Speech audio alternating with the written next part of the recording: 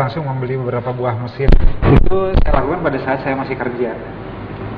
Ini barangkali juga memberi inspirasi bagi pengalaman saya, itu memberikan inspirasi bagi rekan-rekan yang lain yang memulai usaha. Jadi kalau kita masih kerja itu mungkin ada baiknya justru pada saat itulah kita memulai usaha baru gitu.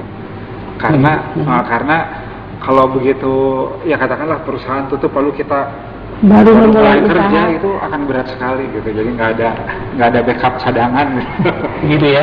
Mungkin kalau boleh di-share sendiri, kadang-kadang sahabat MKBT yang ada di rumah, mereka bingung juga dengan berapa sih modal yang harus dikeluarkan ketika akan membuat sebuah usaha baru gitu. Mungkin dari kalau dari pengalaman saya sih sebetulnya untuk memulai usaha itu modal berapapun jalan. Tergantung pada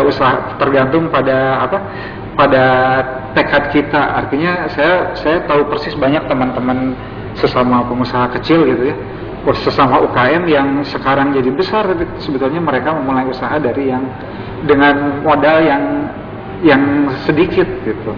Kalau boleh di-sharing, kita pada awalnya itu hanya mengeluarkan uang 13,5 juta. 13,5 juta ya? Itu pun urunan. Antara bapak dengan ibu. Ya, jadi sebetulnya hanya kalau menurut saya memang modal itu orang kadang-kadang suka menjadi faktor kendala. Tapi sebetulnya kalau menurut saya yang sudah berjalan di bisnis wirausaha, sebetulnya yang penting itu tekad gitu. Yang penting adalah tekad. Karena kalau kita sudah berani untuk memulai usaha, terus kalau kita bisa dipercaya oleh siapapun, artinya nanti dana itu datang sendiri gitu. Artinya kalau kita bisa dipercaya sama orang, usaha kita lancar, itu kepercayaan akan datang sendiri. Dana itu datang, insya Allah ya. Insya Allah. Baik, mungkin kalau boleh saya tahu dan sahabat MPTP yang ada di rumah juga penasaran, apa sebenarnya visi dan misi dari Mukena Fathia ini ketika bapak dan ibu membangun bisnis ini? Ya. Sih enggak ya. Kalau pada saat awal sih kita tuh memang masih mencoba-coba ya.